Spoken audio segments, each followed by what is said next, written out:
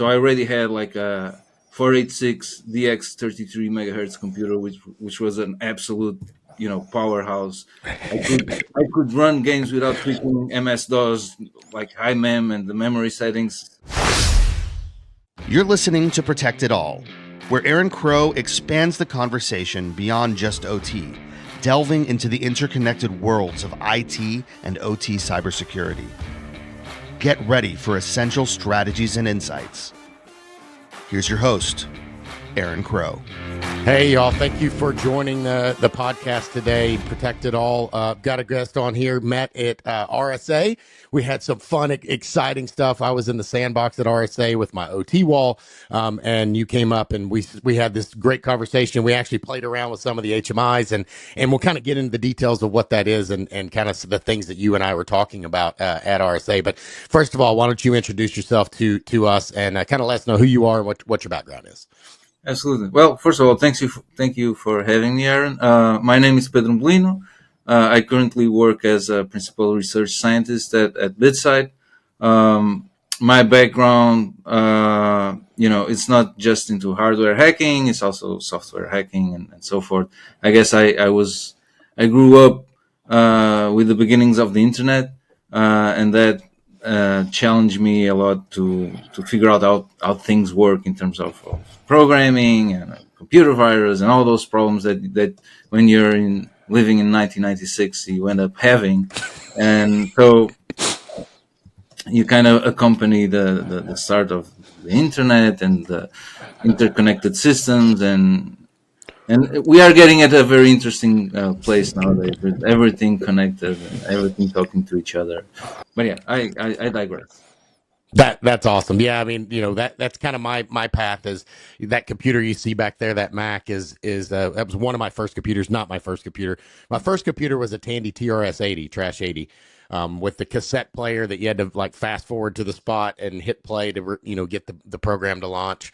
That thing, my dad got from the company that he worked for. They were getting rid of Macs and going, converting everything to PCs. So they sold, all the machines they had in the company. I think they used them in the accounting department or something like that. So he bought that and brought it home. Well, it was like the commercial, all the commercial accessories. So it had like a SCSI hard drive that was about the size of a ream of paper. So it's like, I don't know, almost 3 inches thick and pretty big with a big, the big, thick, old school, big SCSI connector. I think it was like 4 megabytes or maybe it was 10. I don't remember exactly, but it wasn't much in today's standards. And that thing sounded like a jet engine when you fired it up, how fast it spun and how loud it was on the desk. Absolutely. We go back to now and my laptop has, 2 terabytes. We were just talking as we joined. I just got a new laptop. It's got 2 terabytes and 36 gig of memory, and it's got a GPU and a CPU. It's just insane how far we've come from just when I was there. And that's not even the beginning of things, right? Absolutely. And I remember the cassette. So in Portugal, we had the ZX Spectrum computers. Yep. So my first computer was actually 48 kilobytes of RAM. Right. All it had. So and then we had the cassette players so we can load the games. This was around 1988. Yep. And it came with a manual, like the programming manual. And I actually taught myself as a kid. I was 8 and I started reading. I was super happy because I already know how to read. And I like to read a lot.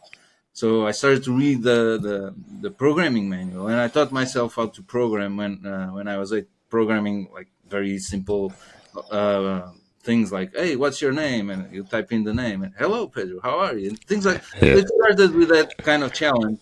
So it wasn't actually a PC or what we call a PC. That came later. That came in 1994 for me, which was quite late. So I already had like a 486 DX 33 megahertz computer, which was an absolute powerhouse. I could run games without tweaking MS DOS, like high mem and the memory settings. So you I don't know if you remember, you have to tweak the outexec.bat for some games that were very memory heavy. So you have to like unload everything so you can run those games. I didn't have to do any of this. But yeah, fun times. Yeah, I remember I think it's freshman year of college. I had a roommate that was a senior, and he was an electrical engineer. and he was doing a project, and so he, as an 18-year-old, freshman, doesn't know anything, doesn't have any friends yet. I just moved in. He's like, "Hey, why don't you help me with my senior project?" So he found out that there were like 3 or 4 companies in the small town that the college was in that had, kind of discarded their old electronics, thrown them in dumpsters. So we went and got, old 386 and 486 machines, and he brought all the motherboards and all the PCs and systems, and we were desoldering all the components off the motherboard and taking the CMOS chips and the, diodes and resistors, and we just had a big fishing tackle box, and I would put them into different places, and we had them all labeled with, how much resistance this one has, or the ohms on this one, and, capacitors over here, and, all the different things. And I had no idea what the heck I was doing, but it was a blast because I was just desoldering things and clipping things off and organizing them. And I didn't know what the heck he was going to do with them. But it was kind of my first kind of introduction into kind of hacking and, kind of figuring out, hey, these things are dead. Nobody wants them. There's value, but there is value if I maybe take those components and reuse them or put them in some other use case. So that's, it kind of got me excited as a 18-year-old kid, not exactly sure what I wanted my future to be.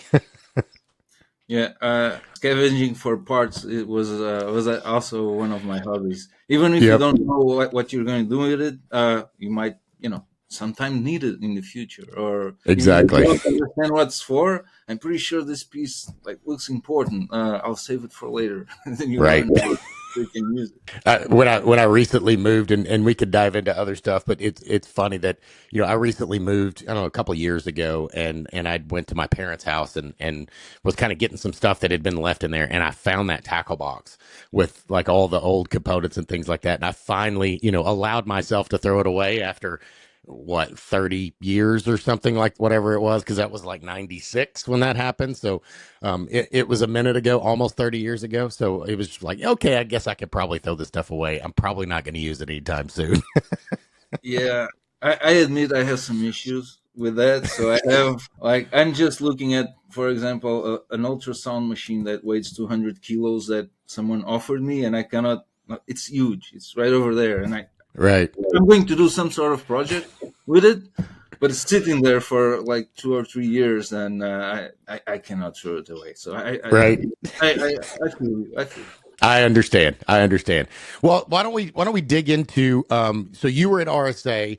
There's a lot going around at that time. Not only were you there to talk, you came up to me in the sandbox, and we were talking about a unique issue that I'll let you kind of introduce. But it was also during the time that day was when we had the power outage in the UK, and where kind of Portugal and a big part of the UK was hit with that. So a lot of things are happening. Like we were having conversations, was this a cyber attack? We didn't think so, but there was it was down for a long time. So there was a lot that went on that day that I met you. So it was very memorable. I always remember the day that I met you, sir. Yeah, it was crazy. At that time, I think I was still unable to talk to my family back in Portugal, and it was around the time that the telcos started to lose the UPSs on the cell towers started to fail. So even wireless communication or mobile communications were out, Right. and everybody was uncertain. So what's going on? Why is it taking so long? It's the entire Portugal and Spain, entire 2 countries in a blackout. It's huge. It's something massive. Yeah. And we were talking about that, and then I was talking about some other side projects that they're not related with the talk that I gave at RSA regarding time issues. So, but I can go into whichever one you like first.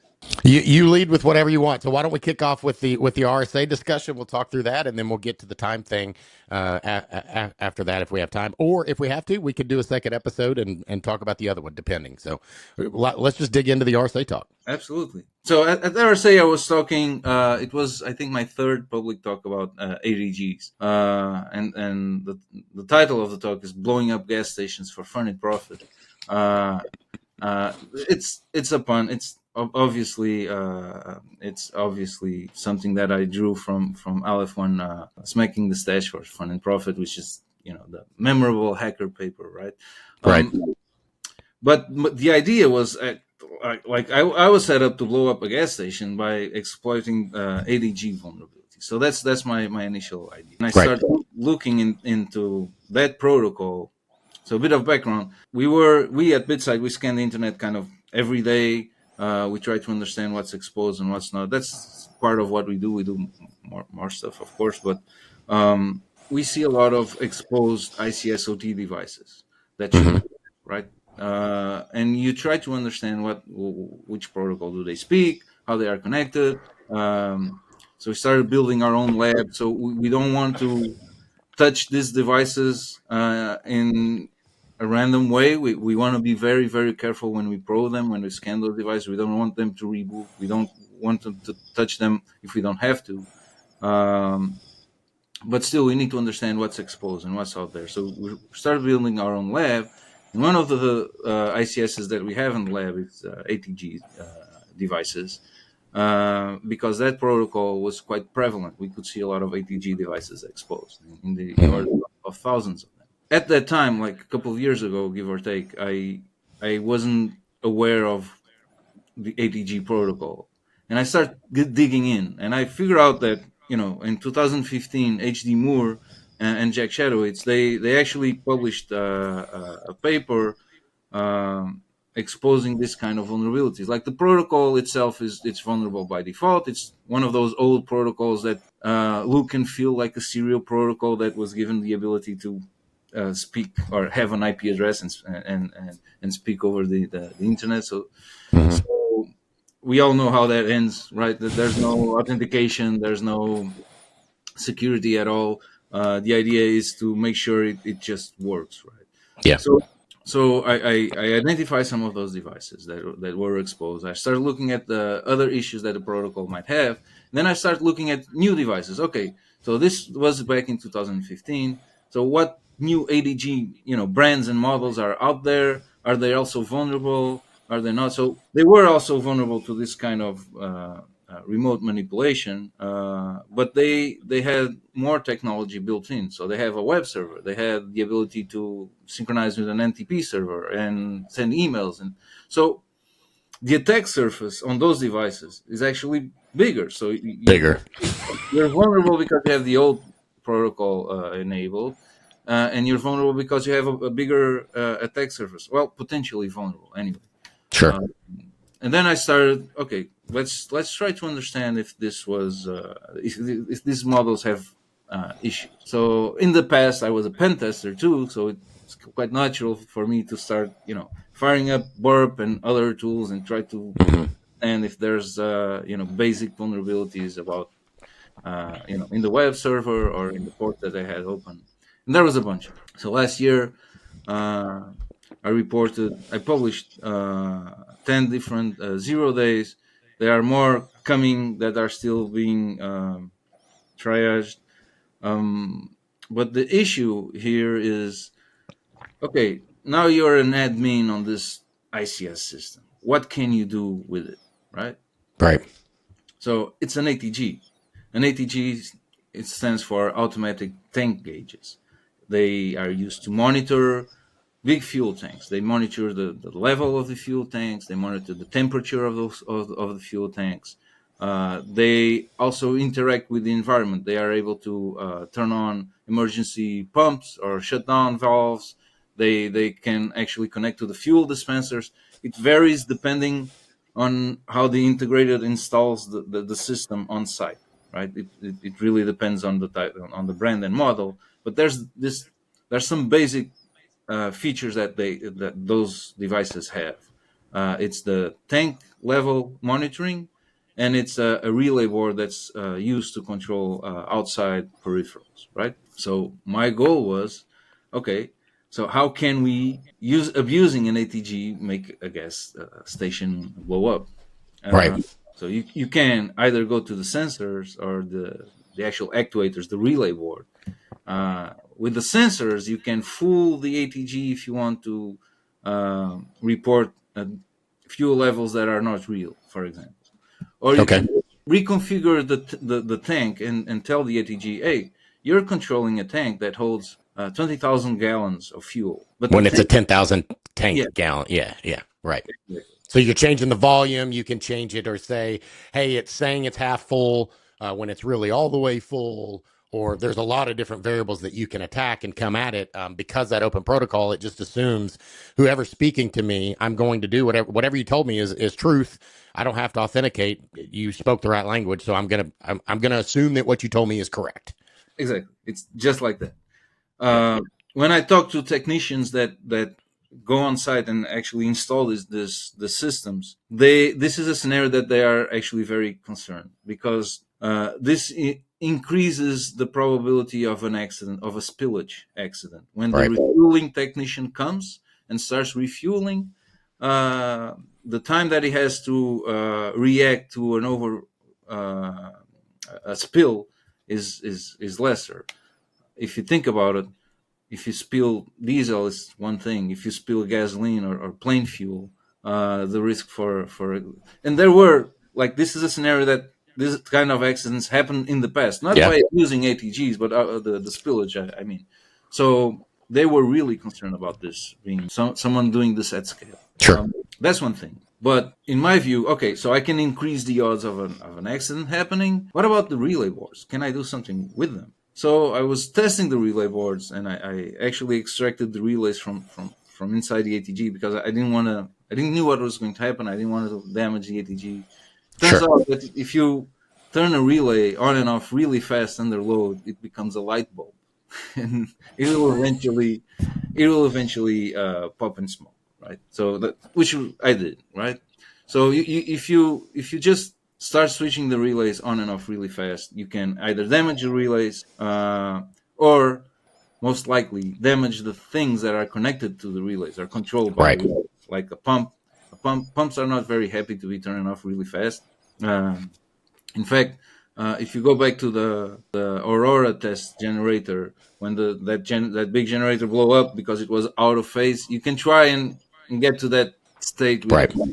It's not easy, but you can actually achieve physical damage, and that was Sure.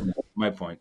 Are we going to start seeing gas stations blowing up left and right? No, no, but you can really cause physical damage, and it's not very hard to do, and that's one of my concerns. That's one of the reasons that I've been trying to raise awareness into this topic, and try to understand if something is changing or not, because something has to change.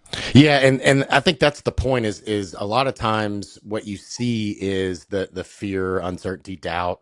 Especially from salespeople, they'll say, "Oh, well, you have this thing," or I've been a pen tester, red teaming, or assessment type thing, and you can. It's easy to point out all the things that are bad, right? But it's more important to understand, okay, here's the bad things. What can I possibly do with those things? And what are the mitigations, and how at risk am I with those things, right?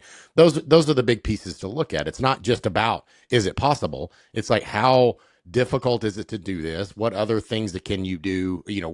What are the scenarios that would have to go into this? But when you talk about clicking on and off relays, like, yes, that's their job, but it's also the reason why you don't want your kid just sitting there flipping the light switch back on and off. Eventually it's going to cause damage, right? It's not designed for that, right? Yes, it's going to click on and off over time, but eventually the mechanical things inside that switch are going to break, beyond the fact that if you switch it on and off, that it's going to get hot as it's engaging and disengaging. And obviously that heat, especially next to something like jet fuel or something like that, that would be a really bad thing if that thing puffed and ignited and got hot enough that it could spark and, to your point, blow up a tank. Obviously that would not be fun, or a good thing from a lot of different perspectives. And that's one of the things with OT that it's a fine line of communicating the damage and the potential risks that we're talking about, while not trying to oversell the fear, because it hasn't happened yet. We're not saying that this is huge, but we also need to talk about it and be honest, as this is a possibility, and we need to make sure that this doesn't happen. And yes, it's very difficult, and yes, it's not super simple to get it to that space, but it is possible. And we need to understand that the risk is not zero. The risk is not anywhere near zero. It's not 100, but it's also not zero. And we need to really be clear on what those risks are at any of these types of things. And doing research like what you're doing is super important to truly understand the possible and also like how easy it is, and then what are the things, to your point, just because you got a new controller and it has all the web stuff and all the other things does not necessarily make it better or more secure. In fact, many times it's adding more vulnerabilities and attack vectors and things that I can do to access it without having to speak that protocol. If I can get to a web browser and then do something from within the device, that's a lot easier, and having more surface area to attack than just that one insecure protocol that we know is insecure, and it's going to continue to be insecure, and that's okay. But when you involve these additional kind of opportunities, it's like having telnet on something. Just like, for goodness sake, turn that off. Yeah. And you're quite right. It's a challenge to communicate these things without. So in a way, you want to highlight the potential damage of the things. That's Sure. why the talk's called "Blowing Up Gas Stations for Fun and Profit." It's not by accident. Right. I want to communicate that risk, and the fact that I'm trying and I'm aiming in the research for worst possible scenario. I do believe, as a security researcher, this is the most responsible thing I can do. Right? I have to think like an attacker, and I have to explore the worst possible scenarios and try to figure out if they exist and how can I cause them. Otherwise, how can we defend against this type of attacks? So Right. it's not just because it's fun. Yes, it's fun, at least for me. But that's not the point. The point is you have to explore this kind of scenarios. And in terms of communication, so yes, in the talk I have the video with the relay popping up smoke, and it's very impactful for someone that's not from doesn't speak security. So it's very important for them to see, and impactful when they see that thing like popping up smoke. It doesn't Yep. actuate that makes the gas station explode automatically. That's not the idea, but it gives people something to keep on the back of their heads, like, okay, this is physical damage, so this is possible Right. by using this protocol. It's not very hard, and the way you communicate that, especially for someone that's outside of the security infra security world, makes all the difference, especially if you start thinking about policymakers, reporters, and folks that can actually help you drive and make the change that we need. You have to be able to communicate with those. Yeah. Yeah. Well, and that's the piece. I say this all the time on my podcast, but one of my mentors a long time ago told me all business is a people business. Like, you have to be able to sell people on what you're doing and why it's important and why they should care. I mean, ultimately, you're a salesman. You're selling the people that you're delivering, whether it's a talk at RSA or it's a client that you're showcasing this capability to or whatever. You're selling them on why it's important, why they should care, and what the risk is. And they're factoring that against all the things that they've been told, and well, it's really hard, or all the things, right? And you're trying to convince them. And this is where it can get teetered over. And I saw a post on LinkedIn this morning about selling fear in the OT space and how that's not a good strategy. And I don't disagree with that. Like, all of my sales shouldn't be, you have to do something or a nation state attacker is going to blow up your thing, right? But that has to be a part of it as well, right? We know that's not the most common risk factor. More than likely, misconfiguration on these devices is way more likely than an attacker doing these things. But that doesn't mean it can't happen, and it doesn't mean I should ignore it or pretend that likelihood is zero, because it's not zero. And the likelihood of those things happening, especially like you said, if you can see it on the internet, it's a very high risk of your environment, right? And obviously those things shouldn't be on the internet. They should be on their own network, and there should be protections and mitigations around those things. But this is the thing that most people don't get, is they don't even necessarily realize that their OT device is directly on the internet. Hopefully they didn't do that by design, or they didn't really think through it, I guess. Is at this point in 2025, the fact that any OT devices live on the direct internet is just terrifying and frustrating, because it's just unacceptable. It is unacceptable. It's a trend that unfortunately seems to be growing slowly, but growing, and we have to deal with it. Yeah. And I agree. Selling fear is not. It's not what we should do. Sure. But at some point, we shouldn't be. It shouldn't be needed for us to wait for something tragic to happen to make the change that we need. And I think and I hope we don't get there, right? Yeah. Because if you think about it, the level of the entry level for exploring these types of vulnerabilities and systems is getting lower and lower and lower. Right? Right. My theory on why we don't have more types of attacks on ICS systems, quite frankly, is just because they're, the track hackers couldn't figure out a good business model for this to make them money. Right. It's easier to hack some server and encrypt the information, have a ransomware event and get money out of it Right.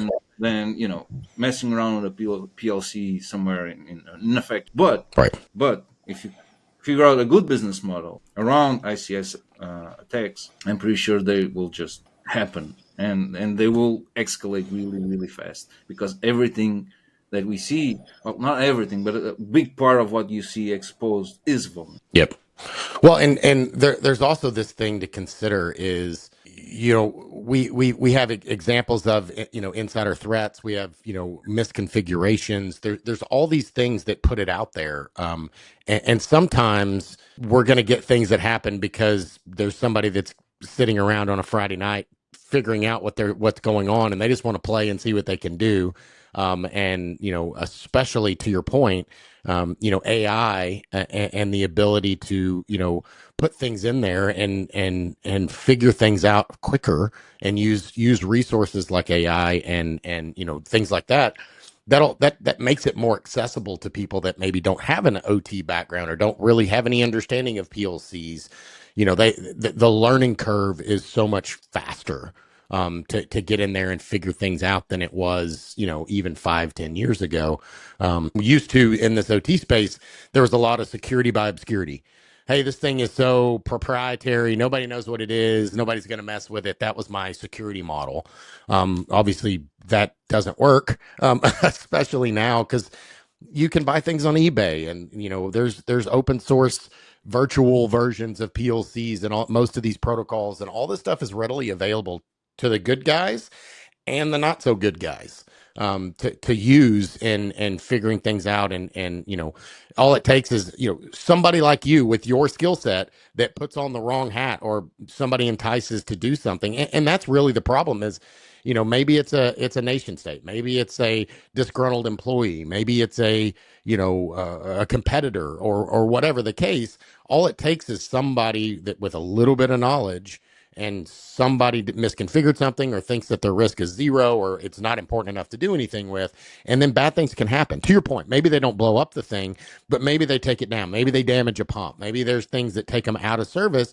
They're losing revenue, they're having to send roll trucks to go fix things, like there's maintenance responses to that, and that just, overall, the ROI on this, beyond just the risk of blowing up a fuel tank, it's also the downtime, and the risk to human life, and mechanical pumps, and all of those things go into this factor of espionage, all sorts of things that you can think of that can be a risk for these things.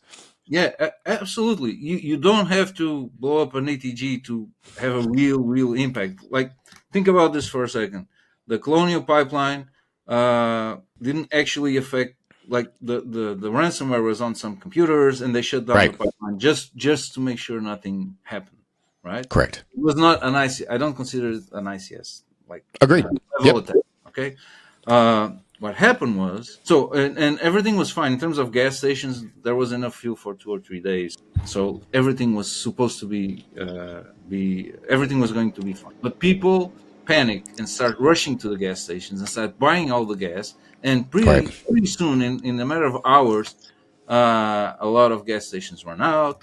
You have emergency services that don't have enough gas for the ambulances, and so forth. So this was just one example of nothing blew up, and there was a major impact, right? If you Right. think about ATGs, there are thousands of them in the US. If you put them offline, let's say 10%, what do you think will happen? Do you think, like history shows, people will behave pretty much the same way? They will panic, they will rush to buy toilet paper or whatever. So think about this for a second, right? people will rush to gas stations. They will buy all the fuel. They'll buy all the toilet paper too, and there will be thousands of dollars of direct damage just by sales. But that's not going to be the major issue. The major issue is, emergency services that are going to be heavily affected. There's going to be logistics affected. It's going to be millions and millions of dollars if this happens. Absolutely. And then after that, for this type of systems, the technician has to go to the location and recertify that this device is operational, because it's used also to monitor for fuel leaks for environmental reasons, right?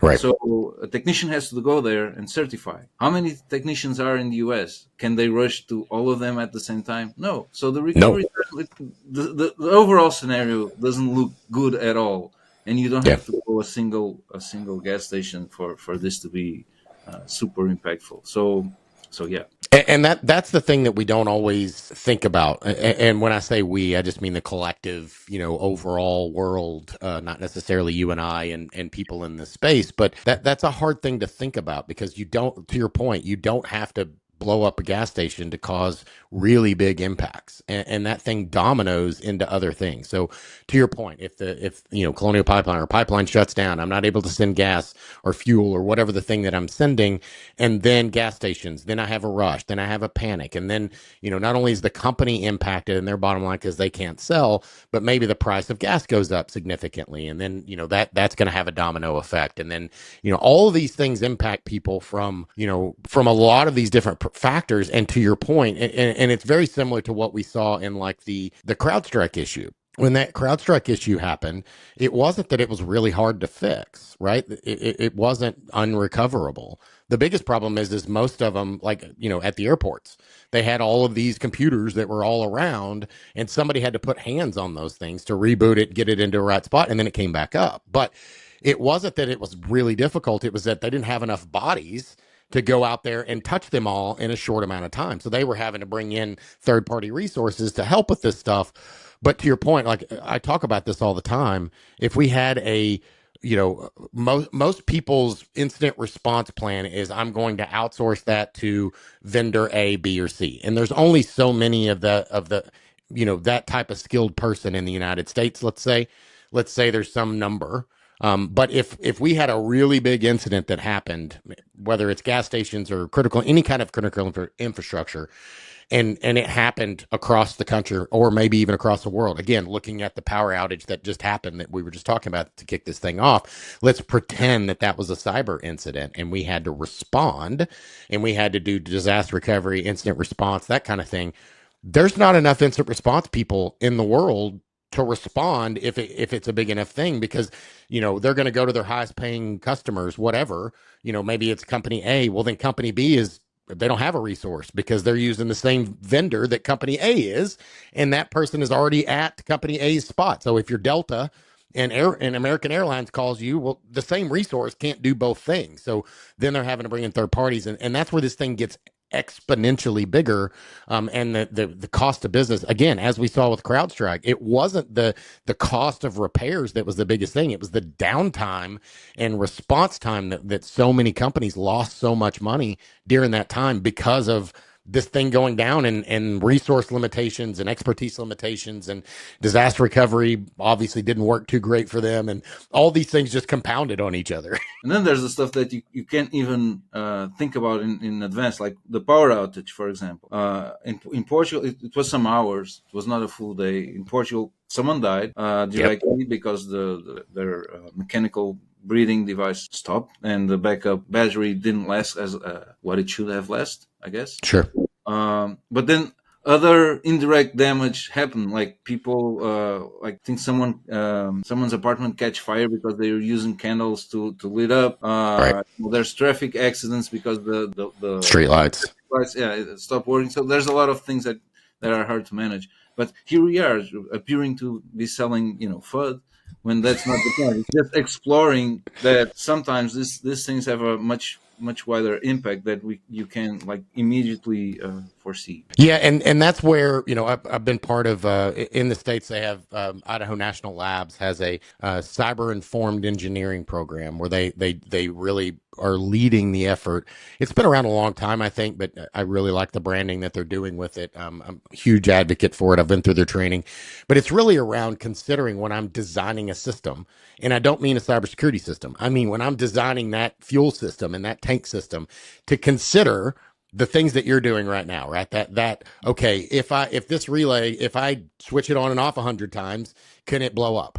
The probability may be low, but it's not zero. That needs to be factored into how I design that system. So that again, so I'm not just putting it on the internet because I understand what those risks are and what the likelihood and the impact and all that type of stuff. So cyber informed really engineering is really just putting the cyber lens from a risk perspective in when I'm designing this system, what is the possible things, bad things that can happen. And again, that doesn't always mean that it's a nation state attacker. It can be a misconfiguration, and how can that domino down into my overall business process, and really understanding that. Like that's something that we need to be thinking about. It's easy to do when you're doing greenfield new design. It's harder to do with an existing system that was designed 40 years ago. How do I interject these things that we didn't think about? I upgraded the new ATG, and now it has a web server. The guy that ordered that thing didn't think about that. He just got the newest one, and it has these things in it. They didn't know about it. They don't know what risks it is and why it's a problem. So it comes from the factory. It's got the web server. Oh, that makes my job easier. Like they're not doing it maliciously, but they don't understand this thing was on the internet. Now I just added a web protocol on it, and now it's even more vulnerable than it already was, that I didn't even understand the risk of. Yeah, absolutely. And I keep thinking on all the actors that need to play together to so we can actually drive some change. So on one side you have the manufacturers, providing all these abilities and sometimes shipping stuff with insecure by default configurations, or supporting legacy protocols. On the other hand, you have the integrators or even the end users trying to make their life simpler by being able to remote administrate something that should be online, or integrators they just deploy stuff with insecure configurations because they change it to be insecure because it makes their life easier, to your point. um, so all these players have to kind of come together, manufacturers, the integrators, the end users, the policymakers, and what I do think right now I'm also kind of focused is the ISP. I do think the internet service providers, they're not on a mission. They are not on a mission to monitor the internet. Sure. They can have a role in fixing or at least being helpful when we are talking about critical infrastructure. That's my Yep. goal. They are in a unique position, and they have a unique perspective of what's out there and and who owns it. So they have a unique view on the problem of exposure. Yeah. So I'm not saying it's their responsibility to fix exposure, of course not, but they can be helpful. They can be a bit more proactive instead of the contrary, which Yeah. sometimes 100%. sometimes you find a bunch of different devices that are exposed. You want to contact the owner because just to send a note, right? Right. Saying, hey, this shouldn't be online. Like you're risking something here. Like I found a chlorinator on some water treatment plant somewhere, and by the way, there's a bunch of them out there Yeah. exposed, and I cannot even reach the owner of the asset because I don't know who they are, right? Right. The ISPs know. Can they provide like a way to fast track this kind of contacts somehow? I'm not saying they should give us a list of their customers. That's not going to happen. It's not good also. But I think somewhere there's a role that they can play, especially when you're talking about critical infrastructure. Yep. Yeah, I mean, the point here, I think what I 100% agree with, and we have to have all parties engaged, right? All of the things and all of the steps along the way. And if we're going across an ISP, which most of these are obviously, and there's exposure, like we need to involve all of these folks and share, right? So, if you're using AT&T or Verizon or whomever your ISP is, like we should be tagging, hey, this is a critical site. Like if you see this type of traffic other than normal, XYZ, then those things should be alerted on, right? But the bigger problem I even see is most of these organizations don't even realize the assets that they have, No. because they don't even know that they're putting them on the internet, or that they even exist, because some engineer is putting them on, trying to do his job, his or her job. And they're not, again, they're not malicious, but they just don't know the risks. So they just put it on because it's easy. It gets an IP address, and they had to download an update and get the new firmware, whatever the thing is. So it's easier to just put it on the internet, right? And they don't really understand. So I think some of it is awareness from all the parties, and that's where the CIE comes in with the cyber informed engineering.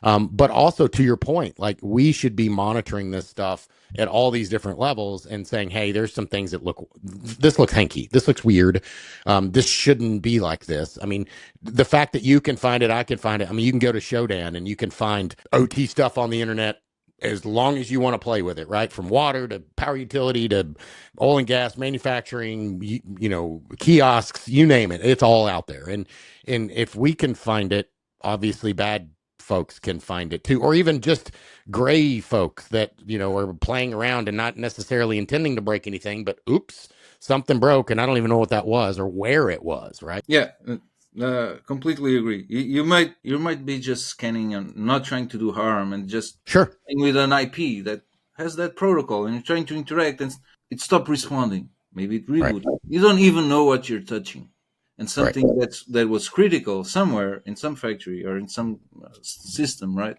rebooted, and there's a huge problem, and you're not even aware of it because you're just playing around with an IP port pair and Sure. sending some bytes. It's terrifying, when I go into these places, and it's not that there's old stuff, and that's not my concern, or that necessarily that there's insecure protocols. It's more so that they don't realize it, right? They don't realize what they have. They're not protecting against those things. Like, I'm not going to walk in and say, hey, you got to replace all of your old devices with new devices. You have to patch every week. You have to have all secure protocols only. Like, that's unrealistic to go in and replace all OT devices to newer things. And again, as we've already said, sometimes newer isn't necessarily better. But you definitely need to understand, the Colonial Pipeline example is a great one, right? Is it wasn't technically an OT attack, but it impacted OT. And I get people so mad at me about it. They're like, well, it wasn't an OT attack. Okay, so what? Because at the end of the day, it impacted actual things in OT. Yes, they took it down. It wasn't a bad actor doing it and ransomwaring it. I agree. But it doesn't matter. At the end of the day, all that matters is, were physical things impacted? Yes. So the attack, although it wasn't on an OT system, it impacted OT, and that's something we should care about. Like, that we shouldn't just care, was it an OT attack? Did I directly go to that relay and make it blow up? No, I went to some ancillary system, but that caused somebody to turn it off. It's the same thing. I was doing an assessment in a power plant, and we'd done a pre-job brief that morning. We're sitting in the break room eating donuts, and we'd already told the team, hey, we're going to be doing this and blah, blah, blah. But none of us had left the room. Like, we haven't plugged anything in. Our computers are still in our bags. We're literally drinking coffee and eating donuts. And the plant tripped. So what do you think the first thing that happened? They came in us. What did you do? Yeah. You broke it. What did you do?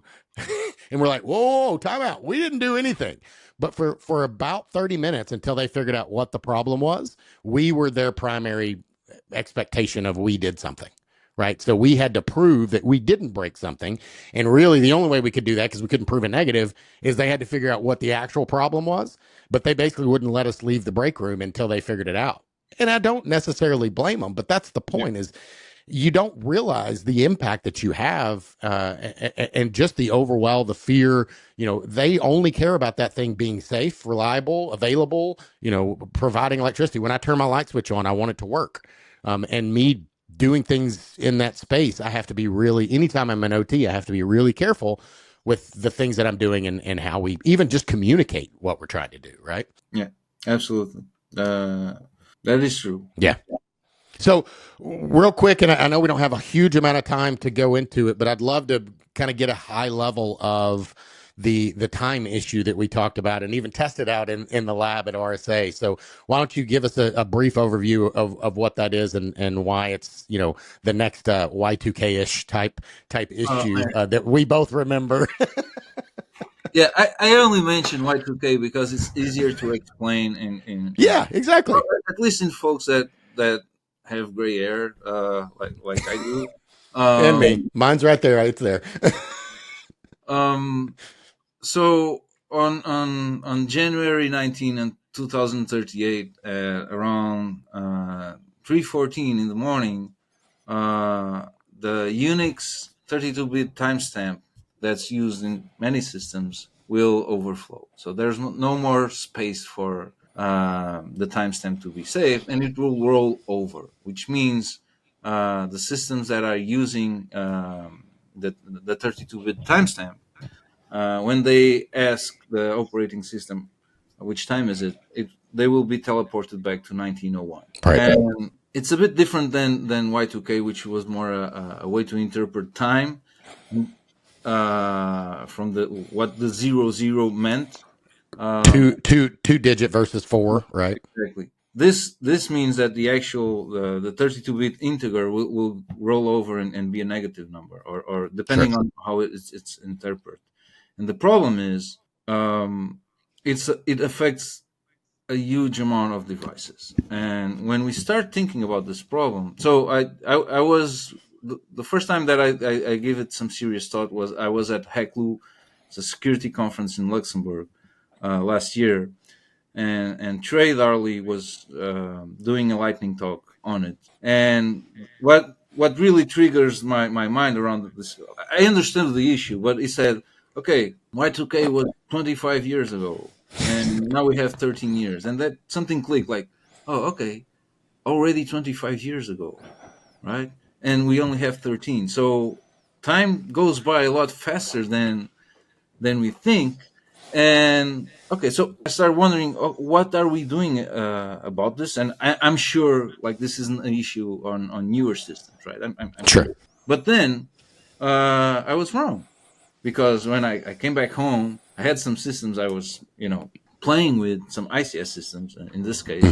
I changed the date, and I immediately got locked out of that system. I couldn't log in. I couldn't remotely control the device, because that the date change broke the authentication mechanism. So Right. the authentication mechanism that's used in this device had a token that was always expired. This is 1901. It was always expired. So this was just one example. And I started messing around with other stuff. So I had this smartwatch. It's a new one. And I changed the date. And it entered a boot loop. And I was like, okay, so this might be a bigger problem than anticipated. And we start thinking about which type of devices could be affected. Think about it. 32-bit controllers, where are they? Probably controlling some part of our infrastructure, buried somewhere, controlling some traffic light or some pump or emergency valve or whatever. That's dependent on time. So there's millions. I was going to say billions. I think I'm safe if I'm saying billions, but let's say millions of devices buried in our critical infrastructure that are designed to last for a lot of years, because that's the goal. And they will fail to properly understand time in 2038. And that might mean nothing happens. That might mean a boot loop. That might mean you cannot administrate those devices. It might mean that the data that they produce, like if they're recording flows over time, so the data cease to be valid data. So the amount of different scenarios here is quite concerning. So we started this project called the Epochalypse project, and what we are trying to do first is, well, try to understand how widespread is this issue, because it's not going to be like Y2K. Like, it's going to be like at least 2 orders of magnitude greater, and it's not going to be like, okay, let's throw money at the last minute problem that you can fix, because you can't. We talked about before. There's not enough hands And Hmm. there's not enough supply of even systems that we won't be able to last minute start to unbury all the things that are going to Correct. happen, right? So Yep. understand what's out there that can fail, and try to also understand classes of failures, right? I spoke about some of them, like if it fails, how hard will it fail? Right. So we have to test some systems at scale. We have to characterize how they fail, and hopefully try to devise if there's some mitigations that you can go on some of those systems that you can apply. Um, this is also an issue because for an skillful attacker, sometimes you don't have to wait 13 years. You just have to Right. manipulate time. Right. And actually, there's a vulnerability that's being triaged right now. In some protocols, you can control time, and if you can do that, you can trigger this vulnerability remotely. Even so, Yep. I would call it more a vulnerability than a bug. The Y2K bug was a bug. I like to see this as a vulnerability, first of all, because it provides us a different framework. If you think about something that fails, and so the CEI triad gets compromised, Hmm. the availability gets compromised. So you can think Sure. about this as a denial of service vulnerability in the case of the authentication lockout, for example, right? So you can actually apply some of the frameworks that we use to study vulnerabilities, and then you can prioritize and choose the most important that you have to fix first, right? For example. So I think there's value in looking at this problem as a vulnerability problem than just a bug. Some cases it will be just plain bugs, but there are real vulnerabilities uh, that were already found, right? Yeah. So it's a huge problem. When I talk to some folks, strangely enough, the younger folks get this problem quite fast, and they understand it's an issue, and they want to help. The maybe because they are a bit more naive, I guess. Older folks, if they are over 60, answers I got was not my problem. It, and it's not a malicious answer. It's like, Yep. I understand the issue. It's so overwhelmingly difficult to deal with because there are so many potential systems that can be impacted by that. I don't have the bandwidth right now, and I'll be retired by then. So it's, Right. it's your problem to fix, not mine. So, and we keep thinking there's somewhere in some dark room there's like government people working on this problem nonstop. But we dig, and we talk about this at several levels. We from the UN, European Parliament folks, folks at different companies. I'm not going to name here, Sure. but they understand that there's an issue, and they understand there has to be some kind of joint approach to this. And our part in the Apocalypse project to start with is like, let's start raising awareness, characterize stuff, figure out where those things are and how can they break. Um, because you have to know the problem first before you can fix it, right? You have to figure out Yeah. where it lives. Yeah, in a nutshell, that's Yeah, I mean it's a huge undertaking if you think about how many, because what we're really talking about here is that 32-bit time source library. How many devices? Some of them, even to your point, your newer watch, some new devices may still be using a 30, even if it's a 64-bit operating system, doesn't mean that all the libraries it pulls are 64-bit, right? So that can be in all sorts of things that we don't think about. Like we think it's okay. Like you and I tested a couple of Windows machines at RSA, and they were fine. So they were using the 64-bit, and they didn't experience it. But obviously, some PLCs, some other devices will be not using that, right? Even if they have 30 or 64-bit architecture in their design, does not mean that all of the libraries are 64-bit. We've seen that across Windows for years, where yes, it's a 64-bit operating system, but we still have 32-bit components within that and the libraries that are used, whether it's drivers or firmware, et cetera, right? So those are the bigger picture. And if you think in OT, how many of those devices are out there that it's unknown, obviously. So working with the vendors themselves, the you know the source of the devices, but also like the SBOM would be a great resource. Some SBOM vendors that are out there looking at those libraries and saying, hey, this firmware in this Rockwell PLC or this Siemens S7 device or whatever, these are the libraries that it's using. That library is vulnerable to this thing. How would it respond? At least where to start. Like, so it's a big effort to your point. And 38 sounds like a long time from now, but it's not. It's not. It's When really you not. think about how big of the effort it is to fix it, it's not that much time.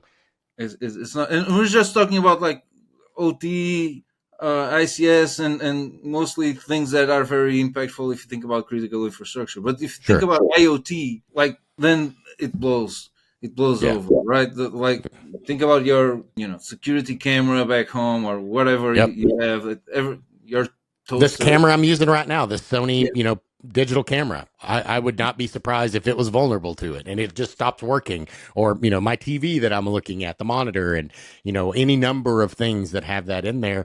And they didn't think about it. It's the same thing, very similar to your point. I like the analogy of the Y2K thing. Is it was just the way that everybody did it. They used a 2-digit, year, and, for 100 years, it wouldn't have been a problem until we hit the next one, and then we rolled over to 1900, and then like, oh crap, that has a domino effect. Like, it didn't necessarily shut down the system, but it definitely could cause problems, right? And they kind of, maybe they overwhelmed or overreacted. I don't think they did. I think we just did a lot of work. But to your point, I remember being in the data center on New Year's Eve 1999. I wasn't partying, I was in a data center sitting there watching to see if everything was going to start smoking. Like, we thought we'd fixed everything, but we just weren't confident that we did. So me and a few others, we had a SWAT team of folks that were just kind of standing there going, is everything going to work? Like, we're watching our clocks, and even after midnight, it was like waiting, in case somebody was out of sync or it took time, and ultimately we didn't have any issues. But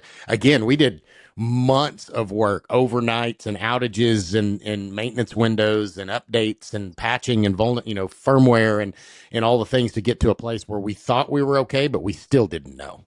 Yeah. And when did you start? Right. Last minute. Yes. So Yeah, a few months before it, right? We kept thinking, not a big deal, and then it just came in, and yeah, it was the last few months leading up to it that we actually came up with, this is what we're doing. And part of that was because we were waiting to hear from our vendors and our, the solution, the owners, the VARs, et cetera, because we didn't know exactly what the fix was. And so we waited till that, we had fixes to do some of the stuff that we had to wait to the last minute for. Yeah. And it was hectic for sure. absolutely, and that's what I was mentioning. Like that approach won't work for sure in this one. And by No, the way, we're not the first ones to raise this kind of sure. issue before. Other folks in the past talked about this. It kind of comes up and goes down this topic because I think most folks that raised awareness or try it in the past got kind of the same answer, like, oh, that's too far ahead. We'll worry when we Right. get there. And folks didn't take this issue very seriously. I hope this Right. time is different. But we know that for sure. We at least raising awareness is a start to get things Sure. moving. In my opinion, I guess. Well, so all that we talked about today, I always end with this question. So I ask everybody this: it's in the next 5 to 10 years, what's one thing you see come up over the horizon that may be concerning, which may be just what we just talked about, and then maybe something that's exciting that you see in this space. Everything is moving so fast that making any kind of prediction seems really foolish, right? Yeah. Uh, I'm sure I'll be wrong. Like in the next 5 years, maybe very soon. One of the things that I have some concerns is so the war, Ukraine-Russian war, is going to end Mhm. eventually. And if you remember back then, before the war, there were some ransomware groups that were very active, and there was a lot going on. And when the war started, some groups break off, some very famous groups, and those folks that were highly skilled, some of them eventually got recruited to both sides of the war, and they are actively working against each other, attacking ICS systems and getting new skills in attacking ICS systems, trying to take critical infrastructure offline because they are part of some cyber army on both sides. Yep. Um, when the war is over, I'm concerned what those folks with new knowledge and very very sharp skills now are going to do. Are they going to return to their normal day to day lives as before the war? Meaning, are they Right. going to return to a criminal life, or will they change their previous stance? I don't know, and that's really concerning because we will see hundreds of folks that are highly skilled at attacking ICS systems and OT systems um, in the wild. What will Yeah. happen? I'm actually concerned about this. That's in the next 5 years. In 10 years from now, I don't know. The AI overlords already took over. If you don't, if you don't ask if you don't tell Chat GPT thank you at the end, you're probably going to be eliminated in the first. Right. So I don't feel I don't feel we are going to be out of jobs soon in terms of, unfortunately or fortunately, I don't know. I, Right. I, I keep seeing more unsecure systems being deployed and rather, reachable from the internet and things like Yeah. that. So I don't feel we are getting to a point where we see this inflection in the curve that are we doing a good job or are we not doing a good job because vulnerabilities keep stacking up. Right. So it's we have this challenge. Like our job, if we are super good at our job, we are out of job, right? So we fix all the vulnerabilities, so we are no longer kind of necessary. Yeah. Um, if we get there, for society at least, it will be a good thing. Yeah. I'm not. I Well, don't. and yeah, I mean, that's another struggle that I think we have in OT that we don't necessarily have in IT. In IT, if you look at the all the possible vulnerabilities over the last, let's say, I don't know, 15 years, 10 or 15 years, and you think about that, like in IT, they kind of roll off the end and they stop being a risk because we don't have Windows XP machines. We don't have DOS. We don't have Sun Microsystems really running in these spaces most of the time in most organizations, right? But in OT, we do. So we're getting all of these new ones that are coming out every day. And as I bring that new, PLC online that you just talked about, or the ATG, et cetera, and it's got a web browser and, it's got Bluetooth and it's got all these other things. We're adding those vulnerabilities, but we're not getting rid of the old ones. The old insecure protocol is still there. The old telnet is still there. Like all of this old stuff is still around. So we're just expanding the scope and adding more vulnerabilities, but we're not really removing them by attrition, I guess is what I'm saying. Like obviously from a cyber perspective, we're disabling things, we're mitigating things, but it's a different problem set than what we have in IT. In IT, again, if I bring a Windows XP machine and try to plug it into a fairly decent IT environment, it's not even going to give me an IP address. It's probably going to say, yeah, you're not putting that on my network, right? It's going to isolate it. It's going to kick it off. I'm going to get a notification. It's going to block a port. Like it's going to do any number of things. I can't do that in OT many times. And those devices exist and they're critical. So the vulnerabilities just keep stacking on top of it. And I'm not patching. I'm not doing all these things. A lot of these systems don't have patches available, and these risks are just the vulnerabilities are just stacking up, and will continue to stack up because I don't see a time where we're just going to rip and replace all of these old devices across all of our OT environment. I mean, look at the time thing you just talked about. Like, are we really going to think that the answer is we're going to go replace everything with brand new controllers that has 64-bit everything? No. So what are we going to do, right? So these are the things and the difficulties and the struggles that we have in OT. And it's why I agree with you. I don't think we've got any risk of not being in a job. It's just a matter of how do we continue to fight these fights as people get tired of it or hearing about it, and the fear, the FUD, all that type of stuff. So I enjoy it. I'm passionate about it, as you know. I mean, you and I sat there and talked for I don't know however long we talked at RSA, and I wanted to have this conversation to get it out there so more and more people are able to hear these things. And obviously folks that came to your talk at RSA, but I want to expand that, and that's why I do this, right? right? Yeah, and it's something that's very needed nowadays. Yeah.